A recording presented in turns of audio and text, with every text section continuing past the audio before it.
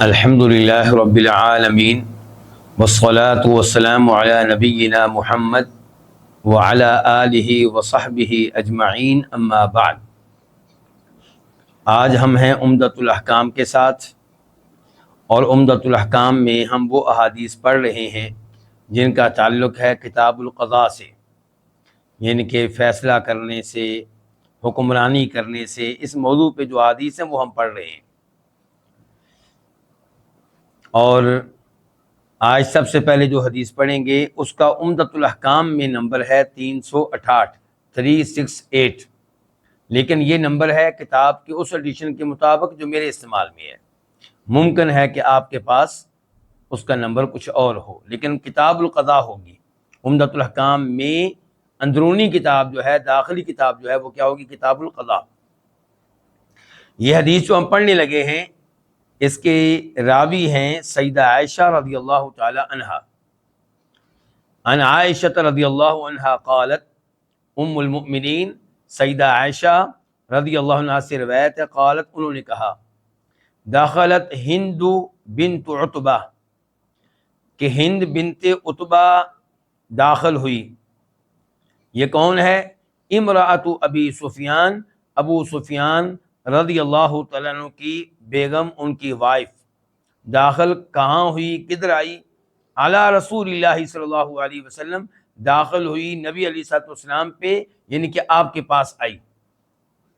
اچھا، یہ ہند کون ہے؟ یہ ابو سفیان رضی اللہ عنہ مشہور و معروف صحابی ہیں، ان کی وائف، اور جناب معاویہ رضی اللہ عنہ کی والدہ۔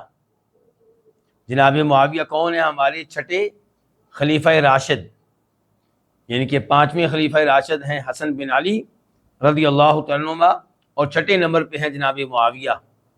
اور یہ خلیفہ راشد ہیں۔ خلیفہ راشد کیسے نہ ہوں جب کہ ان کی بیعت کرنے والے حسن ہیں، حسین ہیں، بلکہ جناب حسن نے بیعت کی تو یہ خلیفہ مقرر ہوئے۔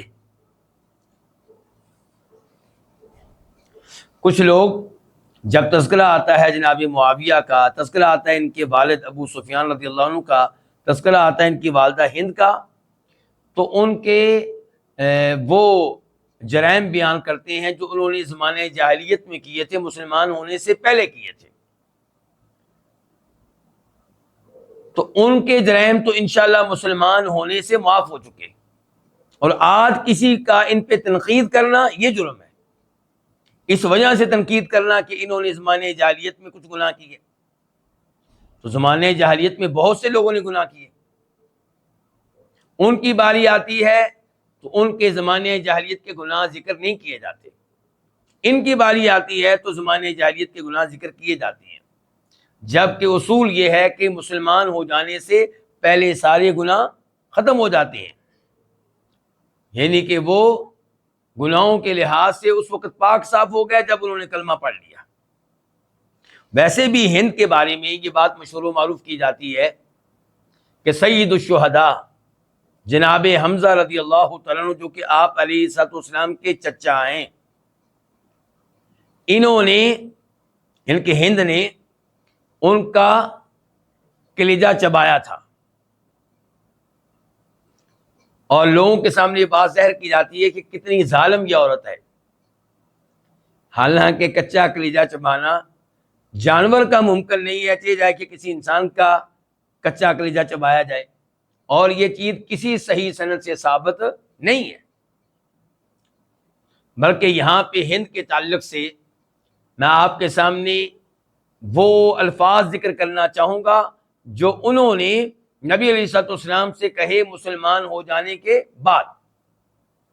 ہند نے کہا تھا، اے اللہ کے رسول علیہ الصلوۃ والسلام، مسلمان ہو جانے سے پہلے میرے جذبات کیا تھے؟ میرے جذبات یہ تھے کہ آپ کا گھرانہ ذلیل و رسوا ہو، اس سے بڑھ کر میرے لیے کوئی پیاری بات، کوئی عمدہ بات نہیں تھی۔ آپ کا گھرانہ ذلیل و رسوا ہو جائے، مسلمان ہو جانے سے پہلے میرے جذبات یہ تھے کہ آپ کے گھرانے سے بڑھ کر کوئی ایسا گھرانہ نہیں تھا جس کے بارے میں یہ خواہش رکھتی ہوں کہ وہ ذلیل ہو جائے، رسوا ہو جائے۔ اور مسلمان ہو جانے کے بعد میرے جذبات یہ ہیں کہ آپ کے گھرانے سے بڑھ کر کوئی ایسا گھرانہ نہیں ہے جس کے بارے میں میری یہ خواہش ہو کہ وہ سب سے زیادہ عزت والا ہونا چاہیے، سب سے زیادہ مقام و مرتبہ کا حامل ہونا چاہیے۔ تو اس کا مطلب یہ ہے کہ ایمان میں درست تھیں، ایمان قبول کیا ہے تو دل سے کیا ہے، نہیں کیا تو نہیں کیا، اسلام کی مخالفت کی ہے تو ڈٹ کے کی ہے، ان کے شور نے بھی مخالفت کی ہے، ڈٹ کے کی ہے، لیکن جب مسلمان ہوئے ہیں تو پھر ان کے جذبات یہ ہیں۔ اور ابو سفیان رضی اللہ عنہ باقاعدہ مسلمان ہو جانے کے بعد جہاد کرتے رہے ہیں، کفار سے لڑتے رہے ہیں، حالانکہ بوڑھے ہو چکے تھے، پھر بھی وہ کفار کے خلاف ہونے والی جنگوں میں مسلمان صفوں میں یعنی کہ داخل ہو کر مسلمان صفوں کا حصہ بن کر کفار سے لڑتے رہے۔ تو یہ ہند بنت عتبہ ابو سفیان رضی اللہ عنہ کی وائف، ان کی بیگم، یہ آئی ہیں نبی علیہ الصلوۃ والسلام کے پاس، فقالت، تو کہنے لگی، یا رسول اللہ، اے اللہ کے رسول، ان ابا سفیان رجل شحیح، ان یقیناً، اس میں کوئی شک و شبہ نہیں ہے کہ ابو سفیان کنجوس آدمی ہیں، یعنی کہ میرے شوہر ابو سفیان کنجوس آدمی ہیں، لا یعطینی من النفقۃ ما یکفینی ویکفی بنیہ، وہ مجھے اتنا خرچہ نہیں دیتے جو میرے لیے کافی ہو اور میرے بیٹوں کے لیے کافی ہو، دیتے ہیں لیکن اتنا نہیں دیتے جو کافی ہو جائے میرے لیے اور میرے بیٹوں کے لیے۔ مراد کون سا خرچہ؟ ضروری خرچہ، اس سے مراد یہ نہیں ہے کہ مثال کے طور پہ سیب کھانے کے لیے پیسے نہیں دیتے، یا کیلے کھانے کے لیے پیسے نہیں دیتے، یا آج کی زمانے میں مثال دوں تو پیپسی پینے کے لیے پیسے نہیں دیتے، یا بروز کھانے کے لیے پیسے نہیں دیتے۔ نہیں، ان چیزوں کا تذکرہ نہیں ہو رہا۔ مراد یہ ہے کہ وہ چیزیں جو ہمارے لیے انتہائی ضروری ہیں ان کے لیے بھی خرچہ پورا نہیں دیتے۔ الا ما اخذت من ماله بغیر علم، سوائے اس کے جو میں ان کے مال میں سے ان کے علم کے بغیر لے لوں، یعنی کہ ان سے پوچھے بغیر لے لوں۔ فہل علی فی ذلک من جناح، تو کیا اس معاملے میں مجھ پہ من جناح کسی قسم کا کوئی گناہ ہے؟ من زائدہ ہے تاکید کے لیے، کسی قسم کا کوئی گناہ۔ فقال رسول اللہ صلی اللہ علیہ وسلم، تو فرمایا نبی علیہ الصلوۃ والسلام نے، خودی، تو لے لیا کر من مالہ، ان کے مال میں سے، یعنی کہ ابو سفیان کے مال میں سے، بالمعروف، عرف کے مطابق، دستور کے مطابق، رواج کے مطابق، ما یکفی کی، جو تیرے لیے کافی ہو، و یکفی بنی کی، اور جو تیرے بیٹوں کے لیے کافی ہو۔ تو آپ نے کیا کہا ہے؟ اتنا مال لینا ہے جو تمہارے لیے کافی ہو، یہ فیصلہ کس سے کرنا ہے؟ عرف سے، یعنی کہ عرف یہ طے کرے گا، آپ کا رواج یہ طے کرے گا، جہاں پہ آپ رہتے ہیں وہاں کا ماحول یہ طے کرے گا، وہاں کا طریقہ یہ طے کرے گا کہ اس فیملی کے لیے کتنا خرچہ کافی ہے۔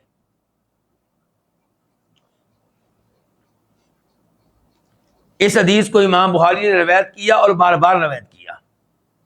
پہلے نمبر پہ 2211 2211 اس کا نمبر ہے صحیح بخاری میں، اور وہاں پہ امام بخاری اس کو لے کر ہیں کتاب البیوع میں، یعنی کہ وہ کتاب جس کتاب میں امام بخاری وہ حدیث ذکر کرتے ہیں جن کا تعلق ہے بیع سے، کوئی چیز خریدنا اور بیچنا۔ تو اس حدیث کے اوپر امام بخاری نے باب کیا قائم کیا ہے، مسئلہ اس سے کیا اخذ کیا ہے؟ کہتے ہیں باب من اجرا امر الامصار على ما يتعارفون بينهم في البيوع والاجارة والمكيال والوزن۔ باب ہے اس آدمی کے بارے میں جس نے شہروں کے معاملات کو جاری کیا ہے، مقرر کیا ہے، اس عرف کے مطابق، اس طریقے کے مطابق جو ان کے مابین چلتا ہے، بیع کے معاملے میں، اجارہ رینٹ کرائے کے معاملے میں، اور ماپ تول کے معاملے میں۔ کیا سمجھیں آپ؟ یعنی کہ بے میں اور رینٹ کے معاملے میں، ماپ تول کے معاملے میں اگر شریعت نے کسی چیز کی تحدید نہیں کی اور جن کا آپس میں معاہدہ ہو رہا ہے انہوں نے بھی تحدید نہیں کی، تو اب کل کو جھگڑا ہوگا تو فیصلہ کیسے ہوگا؟ ان کے عرف کے مطابق۔ مثال کے طور پہ میں نے اپنا مکان آپ کو رینٹ پہ دیا، کیا شریعت نے رینٹ مقرر کیا ہوا ہے؟ شریعت نے مکان کا کوئی رینٹ مقرر نہیں کیا ہوا، میرے اور آپ کے مابین جو معاہدہ ہو جائے ٹھیک ہے، لیکن میں اور آپ نے کوئی معاہدہ بھی نہیں کیا۔ میں نے کہا مجھے رینٹ پہ مکان چاہیے، آپ نے کہا موجود آ دیں۔ اب میں آپ کے مکان میں آ گیا مثال کے طور پہ، اب مہینہ ختم ہوا، اب رینٹ کیا ہوگا جی؟ آپ نے مجھے پکڑا دی، رینٹ پہ میں آیا ہوں، میں نے آپ کو پکڑا دیا کتنا؟ 20,000 روپیہ۔ آپ کہتے ہیں نہیں جی میں لوں گا 30,000 روپیہ۔ اب معاملہ کہاں جائے گا؟ کورٹ میں، عدالت میں۔ تو اب عدالت کیسے فیصلہ کرے گی؟ عدالت طے کرے گی کہ یہ جو مکان ہے 5 مرلے کا مثال کے طور پہ، جس میں 2 بیڈ روم ہیں، 1 ڈرائنگ روم ہے، 1 کچن ہے، اور یہ کس ایریے میں ہے، یہ سب کچھ دیکھ کے اس ایریے میں اس قسم کے مکان کا رینٹ کیا ہوتا ہے یہ کورٹ طے کرے گی۔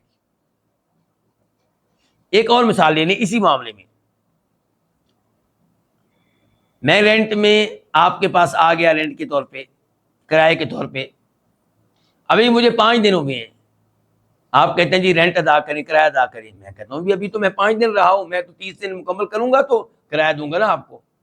آپ کہتے ہیں نہیں جی دینا پڑے گا آپ کو، کیونکہ ہمارے ہاں دستور یہ ہے، عرف یہ ہے، طریقہ یہ ہے کہ جب آپ کسی مکان میں رہتے ہیں کرایہ دار کے طور پہ، رینٹ پہ مکان لیتے ہیں، تو آپ شروع کے دنوں میں ہی رینٹ ادا کریں گے۔ تو اب یہ معاملہ اگر کورٹ میں جائے گا تو کورٹ کیا فیصلہ دے گی؟ جس ماحول میں میں اور آپ رہتے ہیں یہاں پہ کورٹ فیصلہ دے گی کہ بالکل کرایہ کب دینا پڑے گا جی؟ شروع میں دینا پڑے گا۔ اور ہو سکتا ہے کسی کنٹری میں، کسی سٹی میں عرف یہ ہو، طریقہ یہ ہو کہ رینٹ ادا کیا جاتا ہے مہینے کے آخر میں۔ تو یہ معاملات امام بخاری کہنا چاہتے ہیں عرف کے مطابق، جو آپ کے ملک میں، سٹی میں، شہر میں، گاؤں میں جو عرف چل رہا ہے، طریقہ چل رہا ہے، اس کے مطابق یہ معاملات طے ہوں گے۔ مجھے امید ہے کہ مسئلہ واضح ہو گیا ہوگا، کیونکہ یہاں پہ آپ علیہ السلام نے کیا کہا ہے ابو سفیان رضی اللہ عنہ کی وائف سے کہ اتنا مال لے لو جتنا کافی ہے تمہارے لیے، تمہارے بیٹوں کے لیے، عرف کے لحاظ سے۔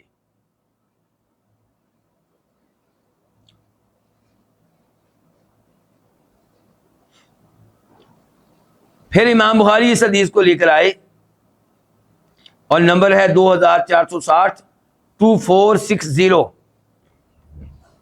اور کتاب المظالم ہے، یعنی کہ ظلم کی مختلف انواع، صورتیں، شکلیں، ان کے بارے میں یہ کتاب ہے۔ باب کیا ہے؟ باب قصاص المظلوم اذا وجد مال ظالمہ، کہ مظلوم جب اس شخص کا مال پا لے جس نے اس کے اوپر ظلم کیا ہے تو کیا وہ بدلہ لے سکتا ہے؟ کیا مطلب ہے اس کا؟ مطلب یہ ہے کہ کسی نے آپ کے اوپر ظلم کیا، آپ کے پیسے نہیں دے رہا، مثال کے طور پہ اس نے آپ سے قرض لیا تھا کتنا؟ 1,00,000 روپیہ، اس میں سے اس نے آپ کو 80,000 روپیہ دے دیا، 20,000 روپیہ نہیں دے رہا، کسی وجہ سے اس کا مال آپ کے ہاتھ میں آ گیا، تو کیا اب یہ 20,000 روپیہ آپ رکھ سکتے ہیں کہ نہیں رکھ سکتے؟ واضح ہو گیا مسئلہ؟ تو اس مسئلے میں علماء کرام کے 3 اقوال ہیں۔ ایک یہ ہے کہ آپ کو یہ حق حاصل نہیں ہے کہ اس انداز سے آپ اپنا حق وصول کریں، 20,000 روپیہ اس انداز سے آپ وصول کریں، اس کی آپ کو اجازت نہیں ہے، کیونکہ یہاں پہ حدیث ہے جس میں فرماتے ہیں نبی علیہ السلام وَلَا تَخُلْ مَنْ خَانَكَ، آپ اس سے خیانت نہ کریں جو آپ سے خیانت کرتا ہے۔ ابو داؤد شریف کی حدیث ہے 3535، 3535۔ دوسرا قول یہ ہے کہ یہ جائز ہے، کیونکہ ظاہر ہے 20,000 روپیہ آپ کا ہے، تو آپ اپنا مال لے رہے ہیں، کسی کا مال نہیں لے رہے۔ اور تیسرا قول یہ ہے کہ اس معاملے میں تفصیل ہے۔ اگر آپ کا حق واضح ہے بالکل، جیسا کہ بیوی کا حق خامند کے اوپر واضح ہوتا ہے کہ خامند کی ذمہ داری ہے بیوی کو اتنا خرچہ دے، اس کے آٹے خرچہ، سبزی کا خرچہ وغیرہ وغیرہ چیزوں کا، تو پھر تو انسان اپنا حق جو بالکل واضح ہے، ساری دنیا جانتی ہے، وہ لے سکتا ہے۔ اور اگر آپ کا حق مخفی قسم کا ہے، جیسا کہ امانت ہے، تو یہاں پہ آپ کو خفیہ طریقے سے لینے کی اجازت نہیں ہے، اور یہاں پہ پھر وہی حدیث ہوگی کہ وَلَا تَخُنْ مَنْ خَانَكَ، جو آپ سے خیانت کرے آپ اسے خیانت نہ کریں۔ اور اگر یہاں پہ کھلی اجازت دے دی جائے تو شر کا ایک دروازہ کھل جائے گا۔ وہ کیسے؟ ہر آدمی یہی سمجھتا ہے کہ میں نے اس کے پیسے لینے ہیں، وہ میرا حق ہے۔ مثال کے طور پہ آپ نے میرے گھر میں کام کیا، 1,00,000 معاہدہ طے ہوا تھا، اب آپ نے جو کام کیا، میں کہتا ہوں کہ آپ نے اس میں مجھے دھوکہ دیا ہے، مجھے نقصان پہنچایا ہے، 80,000 روپیہ میں نے آپ کو دے دیا، 20,000 روپیہ میں نے رکھ لیا، اور میرا کہنا یہ ہے کہ آپ کا میں نے 20,000 روپیہ رکھا ہے، جبکہ آپ نے مجھے جو نقصان پہنچایا وہ 40,000 روپے کا ہے۔ دوسری طرف آپ کیا کہتے پھر رہے ہیں ہر ایک سے کہ جناب یہ میرا 20,000 روپیہ کھا گیا ہے۔ اب اگر آپ کو موقع ملی اور آپ میرا 20,000 روپیہ رکھ لیں تو اس سے تو شر کا دروازہ کھل جائے گا۔ آپ اپنے آپ کو حق بجانب سمجھتے ہیں، جبکہ میں سمجھتا ہوں کہ زیادتی میرے ساتھ ہوئی ہے۔ میں سمجھتا ہوں کہ میرا تو 20,000 روپیہ مزید بنتا ہے آپ کی سائڈ پہ۔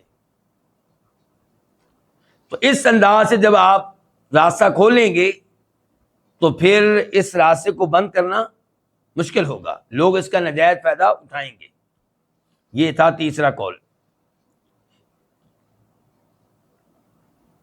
امام بخاری اس حدیث کو تیسری بار لے کر آئے اور نمبر ہے 5364، 5364۔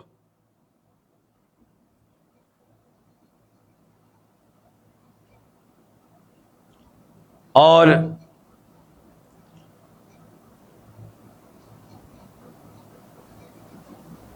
اس بار امام بخاری اس کو لکھ رہے ہیں کتاب النفقات میں، خرچے کے بارے میں جو کتاب ہے، اور باب کیا؟ باب نفقۃ المرأۃ اذا غاب عنها زوجها ونفقۃ الولد، عورت کا خرچہ جب کہ اس کا خامند غائب ہو جائے کہاں سے لے گی وہ؟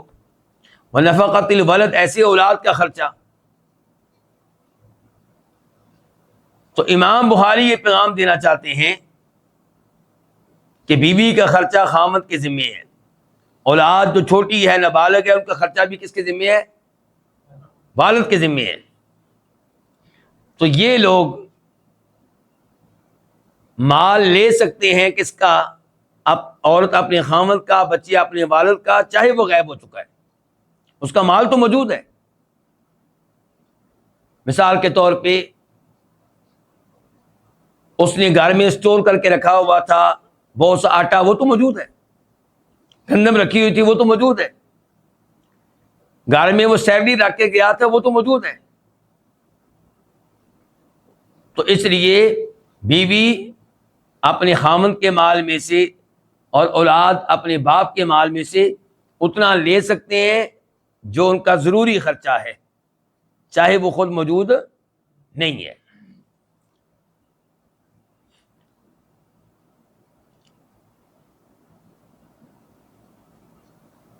پھر امام بخاری اس حدیث کو لے کر آئے اور اس بار نمبر ہے 5364۔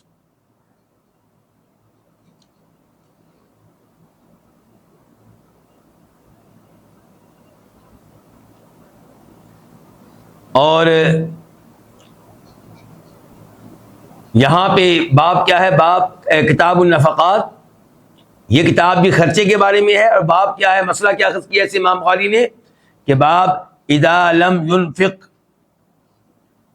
الرجل فللمرأة ان تأخذ بغیر علمه ما يكفيها وولدها بالمعروف، کہ جب آدمی خرچہ ادا نہ کرے تو عورت کے لیے جائز ہے کہ اس کی اجازت کے بغیر اتنا مال لے لے جو اس کے لیے اور اس کی اولاد کے لیے کافی ہو معروف کے مطابق.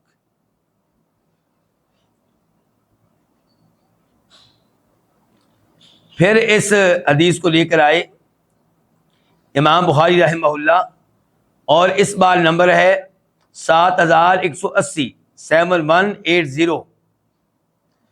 کتاب کیا ہے؟ کتاب الاحکام، باب القضاء علی الغائب، کہ جو آدمی غائب ہے، موجود نہیں ہے، کیا اس کے خلاف جج فیصلہ دے سکتا ہے؟ تو کئی علماء کرام کی رائے یہ ہے کہ آپ علیہ الصلوۃ والسلام نے ابو سفیان کی عدم موجودگی میں ابو سفیان کے خلاف کیا دیا ہے؟ فیصلہ دیا ہے. لیکن اس مسئلے میں اختلاف ہے.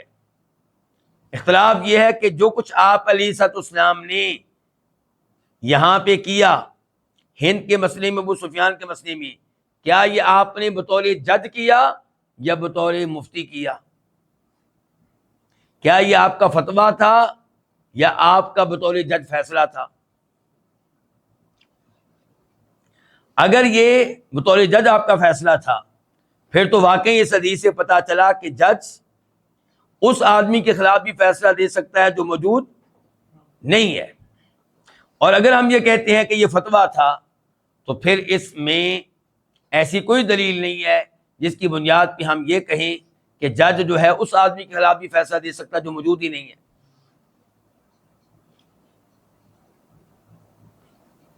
اگر ہم اس معاملے کا جو اس حدیث میں آیا ہے، اگر ہم یہ سمجھتے ہیں کہ یہ آپ کا بطور جج فیصلہ ہے، تو پھر اس سے یہ بھی ثابت ہوگا کہ ہند کے علاوہ کسی اور عورت کے لیے جائز نہیں ہے کہ وہ جج سے رجوع کیے بغیر خامد کے مال میں سے کچھ مال لے سکے. اس کا مطلب ہے جس کے ساتھ بھی ہند جیسی صورتحال پیش آئے وہ ہند کی طرح کہاں جائے؟ کورٹ میں جائے، عدالت میں جائے، اور جج کے علم میں یہ معاملہ لے کر آئے. اگر جج کہتا ہے کہ تو لے لے، پھر لے لے ورنہ نہ لے. اور اگر ہم یہ کہتے ہیں کہ یہ فتویٰ تھا، یہ بطور جج آپ کا فیصلہ نہیں تھا بلکہ کیا تھا؟ فتویٰ تھا، تو پھر ہر وہ عورت جس کا کیس ہند کی طرح ہے وہ خامد کی اجازت کے بغیر اتنا مال لے سکتی ہے جتنا مال اس کے لیے اور اس کی اولاد کے لیے کافی ہو جائے. اچھا، اب پھر درست بات کیا ہے کہ اس کو کیا سمجھا جائے؟ اس کو آپ علیہ الصلوۃ والسلام کا بطور جج فیصلہ سمجھا جائے یا آپ کا فتویٰ سمجھا جائے؟ انشاءاللہ صحیح بات یہ ہے کہ یہ آپ کا فتویٰ ہے. یہ آپ کا کیا ہے؟ فتویٰ ہے. کیونکہ اگر یہ آپ کا فیصلہ ہوتا تو آپ فریق ثانی کو، ابو سفیان کو اپنی عدالت میں ضرور طلب کرتے اور کہتے تمہاری کیا رائے ہے؟ تمہاری بیوی یہ کہہ رہی ہے. جبکہ فتویٰ میں کیا ہوتا ہے؟ کوئی بھی آدمی مفتی صاحب کے پاس جائے، مولانا صاحب کے پاس جائے، شیخ صاحب کے پاس جائے اور اپنا سوال بتائے تو وہ اس کو جواب دے دیں گے. مطلب یہ ہوگا کہ اگر تمہارا سوال ٹھیک ہے تو اس کا جواب یہ ہے. لیکن جج اس کے لیے ضروری ہے کہ دوسرے فریق کو بھی بلائے.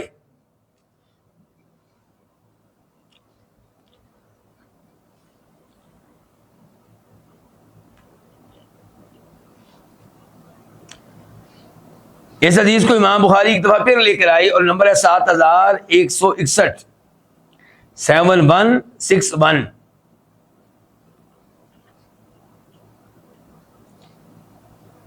کتاب الاحکام، یعنی کہ حکمرانی، حکم دینا وغیرہ، اس بارے میں یہ کتاب ہے. باب کیا ہے؟ امام بخاری اس پہ باب قائم کیا، باب من رعا للقاضی ان يحكم بعلمه في امر الناس اذا لم يخف الظنون والتهمه، کہ یہ باب ہے اس بارے میں کہ کچھ لوگوں کی یہ رائے ہے کہ جج کے لیے جائز ہے کہ وہ اپنے علم کی بنیاد پہ لوگوں کے درمیان فیصلہ کر دے جبکہ اسے کسی تہمت کا خطرہ نہ ہو۔ کیا مطلب؟ کہتے ہیں کہ امام بخاری کہتے ہیں کچھ لوگوں کی، کچھ علماء کرام کی رائے یہ ہے کہ جج اپنے علم کی بنیاد پہ بھی فیصلہ کر سکتا ہے۔ مثال کے طور پہ میں جج ہوں، میرے پاس کوئی کیس آیا، کیس کن کا آیا؟ میرے دو رشتہ داروں کا، میاں بیوی رشتہ دار ہیں، میں ان کو جانتا ہوں اور ان کے معاملات کو بھی جانتا ہوں، مجھے پہلے سے پتا ہے کون حق پہ ہے کون حق پہ نہیں ہے۔ تو کیا میں اپنے اس علم کی بنیاد پہ ان کے درمیان فیصلہ کروں یا جو عدالت میں آ کے، کورٹ میں آ کے انہوں نے دلائل دی ہیں ان کی بنیاد پہ فیصلہ کروں؟ تو امام بخاری اس حدیث سے یہ ثابت کر رہے ہیں کہ اس حدیث میں دلیل موجود ہے ان علماء کرام کے لیے جن کی رائے یہ ہے کہ جج اپنے علم کی بنیاد پہ تب فیصلہ کر سکتا ہے جب اسے یہ خطرہ نہ ہو کہ میرے اوپر کوئی تہمت لگ جائے گی۔ کیونکہ بسا اوقات یہ ہے کہ آپ اگر دلائل کو نظر انداز کر کے اپنے علم کی بنیاد پہ فیصلہ کریں گے تو ہو سکتا ہے آپ کو بدنام کر دیا جائے کہ یہ جج جو ہے یہ دوسرے فریق کے ساتھ ملا ہوا تھا اور اس نے ہماری دلائل کو نظر انداز کر کے ان کے حق میں فیصلہ کر دیا۔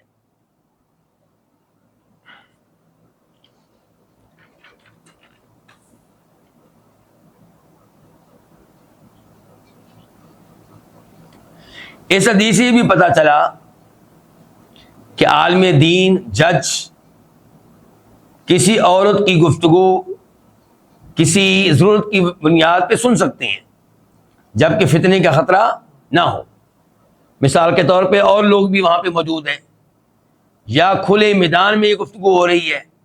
ایسا نہیں ہے کہ مولوی صاحب یا جج صاحب کسی عورت کو لے کر کسی کمرے میں الگ بیٹھے ہوئے ہیں، کنڈی لگا کر، تالا لگا کر، ایسا نہیں ہے، بلکہ وہ عورت جج سے بات کر رہی ہے، مولانا صاحب سے بات کر رہی ہے، وہاں پہ اور لوگ بھی موجود ہیں یا اور لوگ نہیں ہیں لیکن دور دور سے لوگ دیکھ رہے ہیں معاملے کو۔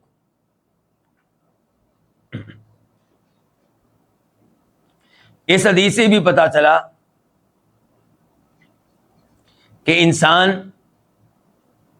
کسی دوسرے انسان کا تذکرہ کر سکتا ہے فتویٰ لیتے ہوئے، شکایت کرتے ہوئے، جبکہ اس کا مقصد غیبت نہ ہو۔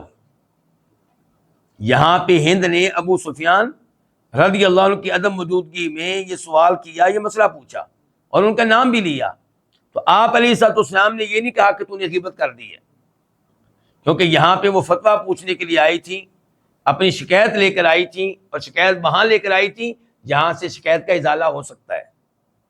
تو اگر کوئی آدمی پولیس کے پاس جاتا ہے، کورٹ میں جاتا ہے یا کسی ایسے آدمی کے پاس جو اپنا کردار ادا کر سکتا ہے اور اس سے کہتا ہے کہ میرے اوپر میرا بھائی ظلم کر رہا ہے تو آپ اس میں اپنا کردار ادا کریں، تو اس کو یہ نہیں کہا جائے گا کہ تو نے غیبت کر دی ہے۔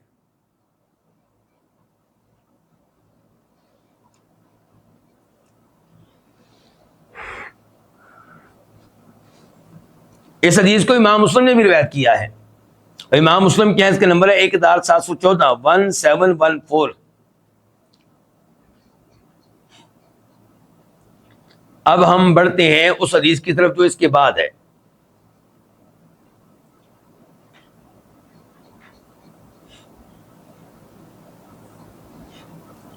حدیث کا نمبر ہے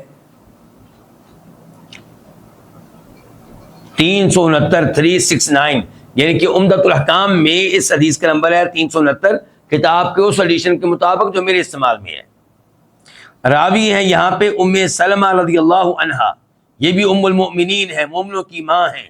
سیدہ عائشہ بھی مومنوں کی ماں ہیں، یہ بھی مومنوں کی ماں ہیں۔ کہتی ہیں کہ ان رسول اللہ صلی اللہ علیہ وسلم سمع جلبۃ خصم بباب حجرتہ، کہ نبی علیہ الصلوۃ والسلام نے اپنے حجرے کے دروازے پہ جھگڑا کرنے والوں کا شور شرابہ سنا۔ فخرج الیہم، تو آپ گھر سے نکل کر ان کی طرف آئے۔ فقال، تو آپ علیہ الصلوۃ والسلام نے اس موقع پہ جو گفتگو کی، اس گفتگو میں یہ بھی کہا، الا، خبردار، یعنی کہ میری بات دھیان سے سنو، توجہ سے سنو. انما انا بشر مثلکم، میں صرف اور صرف تمہاری طرح کا ایک بشر ہوں. اچھا یہ کون کہہ رہا ہے کہ میں تمہاری طرح کا ایک بشر ہوں؟ اللہ کے نبی علیہ السلام کہہ رہے ہیں، بتانا یہ چاہتے ہیں کہ میں رب نہیں ہوں، میں عالم الغیب نہیں ہوں، میں دلوں کے احوال کو نہیں جانتا، میں تمہاری طرح کا ایک بشر ہوں. تو آپ علیہ الصلوۃ والسلام شان کے لحاظ سے، مقام کے لحاظ سے امام الانبیاء ہیں، تمام نبیوں کے بھی امام ہیں علیہ الصلوۃ والسلام، لیکن آپ ویسے بشر ہیں. کھانے پینے کے لحاظ سے، شادی کرنے کے لحاظ سے، اولاد لینے کے لحاظ سے، دنیاوی امور میں کوئی چیز بھول جانے کے لحاظ سے، کسی مرض میں مبتلا ہونے کے اعتبار سے، اور اس اعتبار سے کہ آپ عالم الغیب نہیں ہیں، دلوں کے احوال کو نہیں جانتے، آپ اس لحاظ سے بشر ہیں. تو فرمایا میں صرف اور صرف تمہاری طرح کے ایک بشر ہوں. وَإِنَّمَا يَأْتِينِ الْخَصْمُ، میرے پاس آتے ہیں جھگڑا کرنے والے. فَلَعَلَّ بَعْضَكُمْ أَن يَكُونَ أَبْلَغَ مِن بَعْضٍ، شاید کہ ممکن ہے کہ تم میں سے کوئی کسی سے زیادہ عمدہ طریقے سے اپنی بات کو واضح کرنے والا ہو، بیان کرنے والا ہو، یعنی کہ اسے گفتگو کرنے کا طریقہ آتا ہو. فَأَحْسَبْ، تو میں یہ سمجھوں أَنَّهُ صَادِقٌ، کہ وہ کیا ہے، وہ سچا ہے. فَأَقْضِي لَهُ، تو میں اس کے حق میں فیصلہ کر دوں. فَمَنْ قَضَيْتُ لَهُ بِحَقِّ مُسْلِمٍ، تو جس کے حق میں میں کسی مسلمان کے حق کا فیصلہ کر دوں، یعنی کہ کسی مسلمان کا حق اس کو دے دوں. فَإِنَّمَا هِيَ قِطْعَةٌ مِّنَ النَّارِ، تو وہ صرف اور صرف جہنم کی آگ کا ایک انگارہ، ایک ٹکڑا ہے.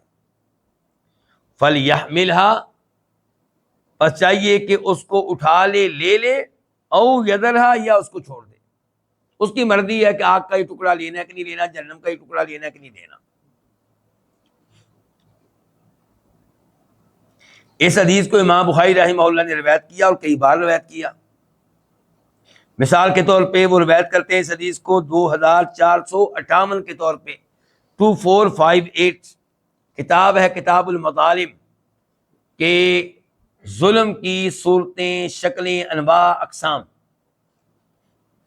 باب اثم من خاصم فی باطل وهو یعلمہ، باب ہے اس بارے میں کہ اس آدمی کو گناہ ملے گا جو کسی ناجائز معاملے میں جھگڑا کرتا ہے جبکہ اس کو پتہ بھی ہے کہ یہ معاملہ کیا ہے، ناجائز ہے. تو گویا کہ امام بخاری نے اس حدیث سے وہ مسئلہ اخذ کیا جو ہمارے آج کل کے وکیلوں کے خلاف جاتا ہے. وکیلوں کو پتہ ہوتا ہے کہ جو آدمی ہمارے پاس آیا ہے، وکیل کو کیا کہتے ہیں انگلش میں جی، لائر. اس کو پتہ ہوتا ہے کہ میرے پاس جو یہ آدمی آیا ہے یہ جھوٹا ہے. وہ خود بتا رہا ہے کہ میں غلط ہوں، وہ خود بتا رہا ہے کہ میں نے بندہ قتل کیا ہے، وہ خود بتا رہا ہے کہ میں زمین پہ قبضہ کر بیٹھا ہوں، بس آپ میرے لیے کوئی راستہ نکالیں. تو اب یہ لائر، یہ وکیل صاحب اس کو طریقہ سکھاتے ہیں جھوٹ بولنے کا، غلط بیانی کرنے کا، کیس کو دو نمبر طریقے سے جیتنے کا. تو اب یہ جب کورٹ میں یہ گفتگو کریں گے تو یہ کیا ہوئے، ناجائز معاملے میں بحث و مباحثہ کرنے والے، جھگڑا کرنے والے، اور ان کو پتہ بھی ہے کہ ہم غلط ہیں. تو یہ اس آدمی کو جس کا کیس لڑ رہے ہیں جہنم کی آگ کا انگارہ لے کر دے رہے ہیں.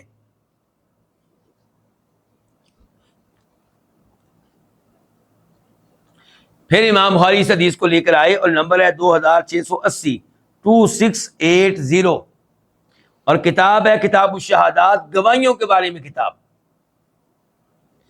باب کیا، باب من اقام البینۃ بعد الیمین، باب ہے اس آدمی کے بارے میں جس نے ثبوت پیش کیے، گواہ پیش کیے بعد الیمینی، قسم کے بعد.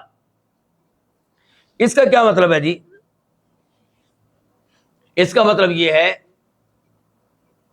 آپ جانتے ہیں کہ جب کورٹ میں معاملہ آئے گا تو جو لے کر آئے گا اس کو کیا کہا جائے گا؟ مدعی۔ وہ کہتا ہے جی میرے اوپر ظلم ہوا ہے، میری زمین پہ اس نے قبضہ کر لیا ہے، یہ میرا بھائی میرا مال وراثت نہیں دے رہا، یہ جو آدمی اس کو میں نے قرضہ دیا تھا واپس نہیں کر رہا، تو جو آیا ہے وہ کیا ہوا؟ مدعی۔ عدالت اس سے کہے گی ثبوت لے کر آؤ، گواہ لے کر آؤ کہ واقعی وہ زمین تمہاری ہے جس کے بارے میں تم کہتے ہو کہ اس آدمی نے قبضہ کر لیا ہے۔ وہ کہتا ہے میرے پاس ثبوت نہیں ہے، میرے پاس گواہ نہیں ہے۔ کورٹ کہتی ہے اس آدمی سے جس کے خلاف آپ نے کیس دائر کیا تھا، دعویٰ دائر کیا تھا، جس کو کہتے ہیں مدعا علیہ، اس سے کہتی ہے ہاں جی تو قسم اٹھائے گا کہ زمین واقعی تیری ہے؟ تو وہ کہتا ہے جی بالکل میں قسم اٹھانے کو تیار ہوں، قسم اٹھا لیتا ہے۔ تو اب وہ آدمی کیا ہوا؟ بری ہو گیا، فیصلہ ہو گیا کہ وہ زمین واقعی اس کی ہے، کیونکہ مدعی کے پاس کوئی ثبوت نہیں، کوئی گواہ نہیں، اور مدعا علیہ نے اپنے حق میں قسم بھی اٹھا دی ہے۔ امام بخاری کہتے ہیں کہ اگر یہ مدعی کیس کا فیصلہ ہو جانے کے بعد ثبوت کہیں سے لے آئے، گواہ اس کو مل جائیں، تو کیا یہ کیس دوبارہ سے سنا جائے گا اور اس مدعی کے حق میں فیصلہ کیا جائے گا، یا یہ کہا جائے گا کہ ایک دفعہ فیصلہ ہو گیا بات ختم؟ امام بخاری نے یہ کہا ہے کہ اگر مدعی کو بعد میں بھی گواہ مل جائیں، ثبوت مل جائیں، تو جج کو چاہیے کہ اس کی بات کو سنے، توجہ دے، اور اگر وہ سمجھتا ہے کہ واقعی اس کے پاس ثبوت ہیں، گواہ ہیں، تو اس کے حق میں فیصلہ کرے۔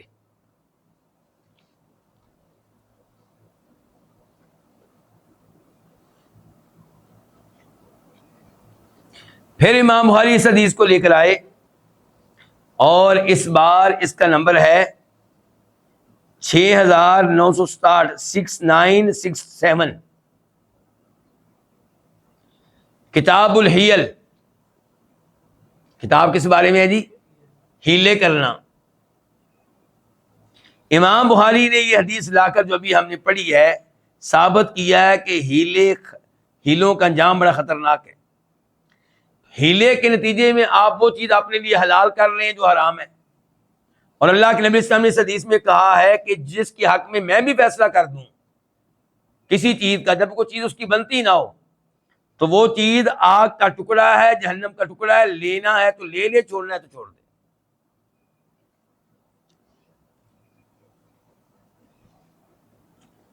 پھر اس حدیث کو امام بخاری لے کر آئے، اور نمبر ہے 7169، 7169، اور کتاب ہے کتاب الاحکام۔ صحیح بخاری میں کتاب کون سی ہے؟ کتاب الاحکام۔ باب کیا ہے؟ باب موعظۃ الامام الخصوم، باب موعظۃ الامام للخصوم، کہ امام، حکمران، جج، قاضی ان لوگوں کو وعظ و نصیحت کرے جو اس کے پاس جھگڑا لے کر آئے ہیں، ان کو سمجھائے کہ دھیان سے میں کیس تمہارا سنوں گا، بڑی ایمانداری سے سنوں گا، لیکن اگر تم جھوٹے ہو تو پیچھے ہٹ جاؤ، ورنہ میں نے اگر تمہارے حق میں فیصلہ دے دیا اور میرا فیصلہ غلط ہوا، تب بھی وہ چیز تمہارے لیے حلال نہیں ہوگی جس میں تمہارا جھگڑا چل رہا ہے، بلکہ وہ کیا چیز ہوگی؟ جہنم کی آگ کا ٹکڑا۔ لینا ہے تو لے لینا، چھوڑنا ہے تو چھوڑ دینا۔ تو اس سے حدیث سے پتہ چلا، امام بخاری نے یہ مسئلہ اخذ کیا ہے، اس کا مطلب یہ ہے کہ حکمران کو چاہیے، جج کو چاہیے کہ کیس شروع کرنے سے پہلے دونوں کو سمجھائے، وعظ و نصیحت کرے، جھوٹ بولنے کے انجام سے خبردار کرے۔ پھر امام بخاری اس حدیث کو لے کر آئے، اس بار نمبر ہے 7181، 7181، اور امام بخاری اس کو لے کر آئے کتاب الاحکام میں، اور باب کیا قائم کرتے ہیں؟ باب من قضی لہ بحق اخیہ فلا یأخذہ فإن قضاء الحاکم لا یحل حراما ولا یحرم حلالا۔ امام بخاری کہتے ہیں کہ جس کے حق میں کسی ایسی چیز کا فیصلہ کر دیا گیا جو اس کی بنتی نہیں تھی بلکہ اس آدمی کی بنتی تھی جس سے اس کا جھگڑا ہے، جو اس کا مسلمان بھائی ہے، تو وہ فیصلے کے نتیجے میں وہ چیز نہ لے، کیونکہ آپ کو تو پتا ہے کہ یہ چیز آپ کی نہیں ہے۔ جج نے تو گواہیوں سے متاثر ہو کر گواہوں کی باتوں میں آ کر فیصلہ آپ کے حق میں کر دیا، کہہ دیا کہ زمین آپ کی ہے، پلاٹ آپ کا ہے، گاڑی آپ کی ہے، لیکن آپ کو تو پتا ہے آپ کی نہیں ہے۔ تو امام بخاری کہتے ہیں وہ آپ نہ لیں، فَإِنَّ قَضَاءَ الْحَاكِمِ لَا يُحِلُّ حَرَامًا، کیونکہ حکمران کے فیصلے سے، جج کے فیصلے سے حرام چیز حلال نہیں ہوگی اور حلال چیز حرام نہیں ہوگی۔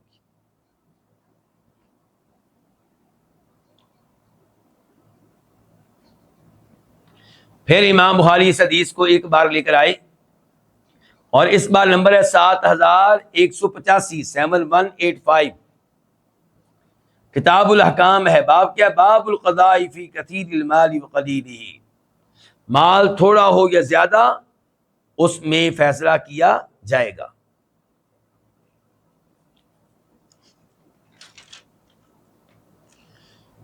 آئیے دیکھتے ہیں اس حدیث سے دیگر کیا کیا مسائل معلوم ہوئے، یعنی کہ فی الحال تو میں نے وہ مسائل آپ کے سامنے رکھے ہیں، وہ احکام جن کا تذکرہ خود امام بخاری نے کیا ہے۔ اس حدیث سے یہ بات معلوم ہوئی کہ نبی علیہ الصلوۃ والسلام غیب نہیں جانتے تھے، اور آپ لوگوں کے دلی امور اور معاملات کو بھی نہیں جانتے تھے۔ ہاں اگر اللہ کبھی بتا دیتا تب آپ جانتے تھے، اللہ کے بتائے بغیر یہ چیزیں آپ نہیں جانتے تھے۔ اسی لیے تو آپ علیہ الصلوۃ والسلام نے اس حدیث میں کہا ہے کہ انما انا بشر، کہ تم میرے پاس جھگڑا لے کر آتے ہو، میں تم لوگوں کی گفتگو سنتا ہوں، لیکن یاد رکھو میں ایک بشر ہوں۔ مطلب یہ ہے کہ میں غیب نہیں جانتا، تمہارے دلوں کی کیفیت کو نہیں جانتا۔ اور یہ مسئلہ جو اخذ کیا گیا اس حدیث سے، یہ قرآن کی اس آیت کے مطابق ہے کہ قُل لَا يَعْلَمُ مَن فِي السَّمَاوَاتِ وَالْأَرْضِ الْغَيْبَ إِلَّا اللَّهُ، اللہ کے سوا زمین والوں میں، آسمان والوں میں کوئی بھی عالم الغیب نہیں ہے۔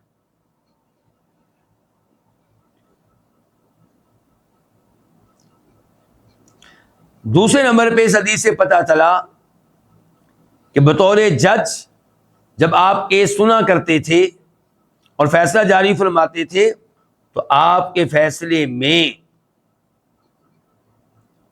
ضروری نہیں کہ آپ کا وہ فیصلہ حقیقت کے عین مطابق ہو۔ کیوں کس لیے؟ کیونکہ آپ فیصلہ کرتے تھے وحی کی بنیاد پہ نہیں، آپ فیصلہ کرتے تھے گواہوں کی گواہی کی بنیاد پہ۔ ممکن ہے کہ گواہوں نے گواہی دیتے ہوئے جھوٹ بولا ہو، اور آپ علیہ الصلوۃ والسلام تو ظاہر ہے گواہی سے متاثر ہو کے فیصلہ کر دیں گے، تو ہو سکتا ہے کہ وہ فیصلہ حقیقت کے مطابق نہ ہو۔ تو اسی لیے آپ علیہ الصلوۃ والسلام نے خبردار کیا اور کہا کہ انما انا بشر، میں تو ایک بشر ہوں۔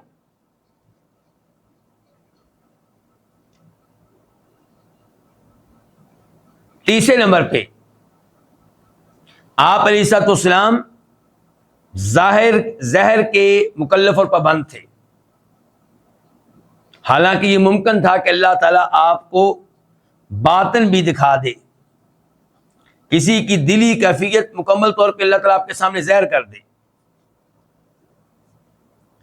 لیکن نہیں، آپ علیہ الصلوۃ والسلام ظاہر کے پابند تھے، اس لیے آپ گواہوں کی گواہی پہ اعتبار کرتے تھے۔ اسی لیے تو آپ خبردار کر رہے ہیں اس حدیث میں کہ تم لوگ کیس لے کر میرے پاس آتے ہو، ممکن ہے تم میں سے ایک آدمی گفتگو کرنے میں ماہر ہو، میں اس کی باتوں میں آ جاؤں، اس کی باتوں سے متاثر ہو کے اس کے حق میں فیصلہ کر دوں کسی چیز کا، لیکن میرے فیصلہ کرنے سے وہ چیز اس کے لیے حلال نہیں ہوگی اگر کسی اور کی ہے، کسی اور کا حق ہے۔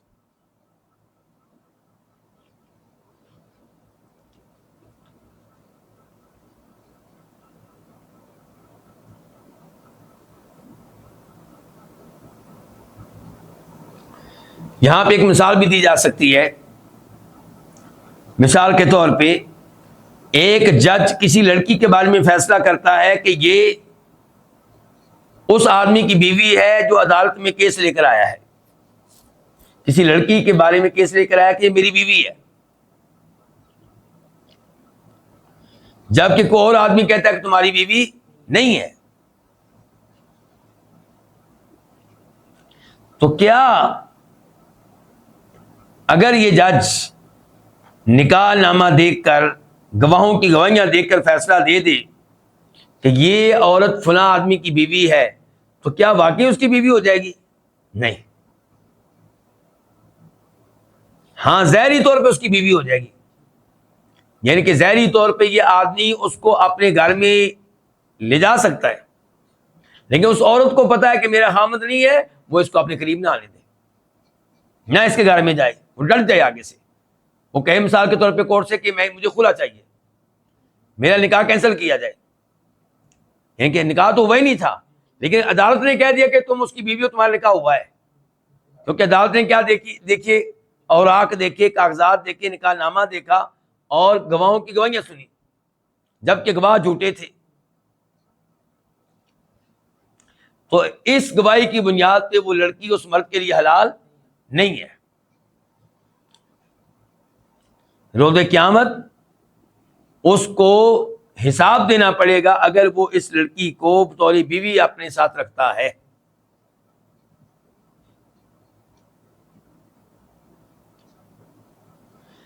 اس حدیث سے تسلی ملے گی کن کو؟ جج حضرات کو، قاضی حضرات کو، اگر انہوں نے واقعی شریعت کا علم لے رکھا ہے، شریعت کا علم ان کے پاس ہے، قرآن و حدیث کی نصوص کو جانتے ہیں اور پھر وہ ایمانداری سے فیصلہ کرتے ہیں، لیکن گواہوں نے گواہی غلط دی ہے اور وہ گواہوں کی گواہی ماننے کے پابند تھے، اس کے مطابق فیصلہ دے دیا ہے، تو امید ہے کہ انشاءاللہ روز قیامت وہ اس کی سزا سے محفوظ رہیں گے، کیونکہ ان کی نیت صاف تھی اور انہوں نے شریعت کے بتائے گئے اصولوں کے مطابق فیصلہ دیا، گواہوں کی گواہی پہ اعتماد کیا، لیکن گواہوں نے گڑبڑ کی ہے۔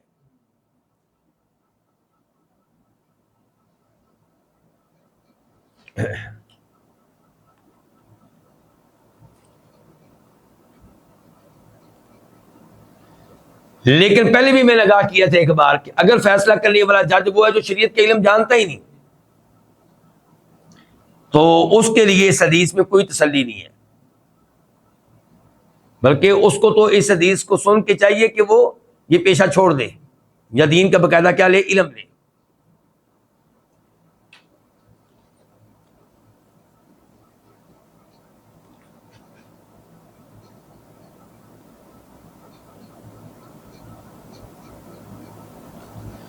یہاں پہ ایک مسئلہ اٹھے گا، وہ یہ کہ اصولی حضرات کا اتفاق ہے، اصول فقہ والوں کا اتفاق ہے کہ یہ ممکن نہیں ہے کہ اللہ تعالیٰ آپ علیہ الصلوۃ والسلام کو حکمرانی کے معاملات میں، احکام وغیرہ میں کسی غلطی پہ قائم رہنے دیں۔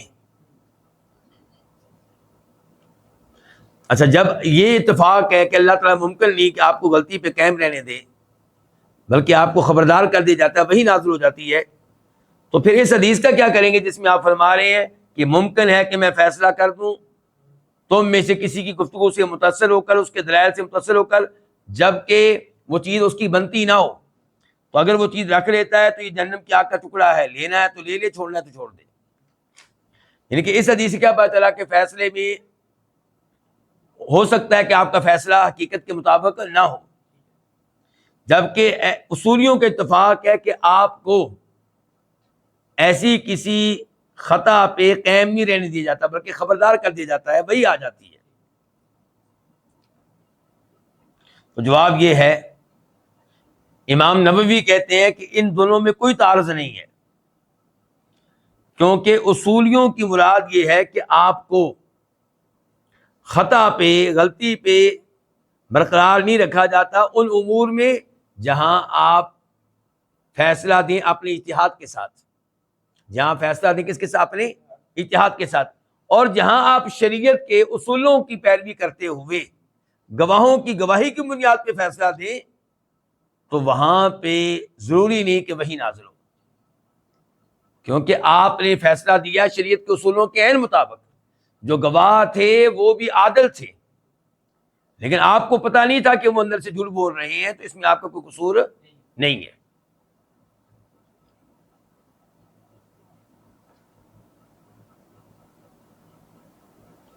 اچھا، اس حدیث میں آیا ہے کہ اللہ کے نبی علیہ السلام فرما رہے ہیں کہ اگر میں کسی چیز کا فیصلہ آپ کے حق میں کر دوں آپ کی گفتگو کی بنیاد پہ، جبکہ وہ چیز آپ کی نہ ہو، تو وہ جہنم کی آگ کا ٹکڑا ہے، لینا ہے تو لے لو، چھوڑنا ہے تو چھوڑ دو۔ یہ سخت ترین وارننگ ہے۔ گویا کہ اس میں خبردار کیا گیا کہ لوگوں کا مال غلط طریقے سے کھانا یہ جہنم کی آگ کو اپنے پیٹ میں ڈالنا ہے۔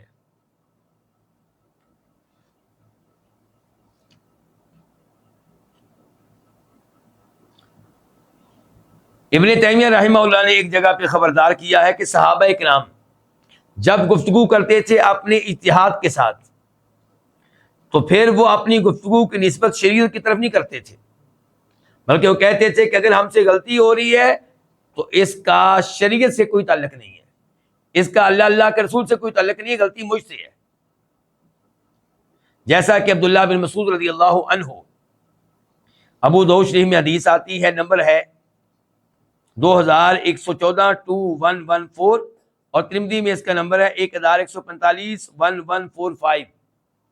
عبداللہ بن مسعود رضی اللہ عنہ کے پاس کچھ لوگ آتے رہے، کہتے رہے کہ ایک آدمی فوت ہوا ہے، فوت ہونے سے پہلے وہ نکاح کر چکا تھا لیکن رخصتی ابھی نہیں ہوئی تھی، میاں بیوی کا تعلق قائم نہیں ہوا تھا، خلوت کا ان کو موقع نہیں ملا تھا، حق مہر بھی ابھی طے نہیں ہوا تھا، لیکن نکاح ہو چکا تھا۔ اب کیا کیا جائے، اس بیوی کے لیے کیا ہے کیا نہیں ہے؟ عبداللہ بن مسعود رضی اللہ عنہ فرمانے لگے کہ میرے پاس اس معاملے میں کوئی آیت نہیں ہے، کوئی حدیث نہیں ہے، تو انتظار کرو، فی الحال میں کوئی فیصلہ نہیں دے سکتا۔ وہ لوگ چلے گئے، کرتے کرتے مہینہ گزر گیا۔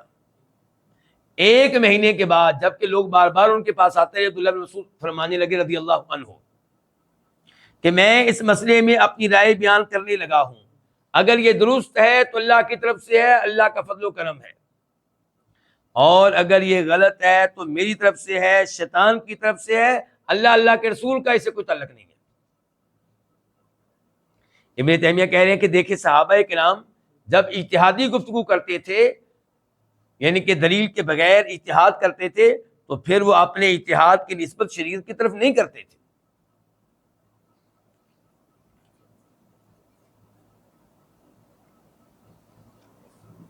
جب عبداللہ بن مسعود نے یہ الفاظ کہے رضی اللہ عنہ تو کئی صحابہ کرام کھڑے ہو گئے، ایک دو صحابی کھڑے ہو گئے، کہنے لگے جیسا فیصلہ آپ نے دیا ہے ایسا ہی فیصلہ اس سے ملتے جلتے کیس میں اللہ کے رسول نے دیا تھا علیہ الصلوۃ والسلام۔ فیصلہ کیا دیا تھا عبداللہ بن مسعود نے اس کیس میں؟ فیصلہ یہ دیا تھا کہ یہ لڑکی اس آدمی کی بیوی ہے اور اس کو حق مہر ملے گا کتنا؟ جتنا اس جیسی لڑکیوں کو اس کے خاندان میں ملا کرتا ہے۔ تو اعتبار کس کا ہوا؟ عرف کا۔ اور پھر کہا کہ یہ عدت گزارے گی، عدت اس کے ذمہ واجب ہے، اور اس کو وراثت کا مال بھی ملے گا۔ کہنے کا مطلب یہ کہ عبداللہ بن مسعود رضی اللہ عنہ نے اپنے فیصلے کی نسبت شریعت کی طرف نہیں کی، بلکہ پہلے کہہ دیا کہ اگر یہ درست ہوا تو اللہ کی طرف سے، غلط ہوا تو اللہ کے رسول کا سے کوئی تعلق نہیں ہے۔ اس قسم کی گفتگو ابو بکر صدیق رضی اللہ عنہ سے بھی ملتی ہے کلالہ کے مسئلے میں۔ تو یہیں پہ آج کے درس کا اختتام کرتے ہیں۔ دو حدیثیں ہم نے پڑھی ہیں، دونوں سے ہمیں بہت سے مسائل معلوم ہوئے، بہت سے احکام معلوم ہوئے۔ اللہ تعالیٰ اسی طرح ہمیں اپنے نبی علیہ السلام کی احادیث کے ساتھ جوڑے رکھے اور ان سے علم لینے کی توفیق دے، اور ان سے عقیدہ لینے کی توفیق دے، اور ان سے احکام و مسائل سیکھنے کی توفیق دے۔ وآخر دعوانا الحمد للہ رب العالمین۔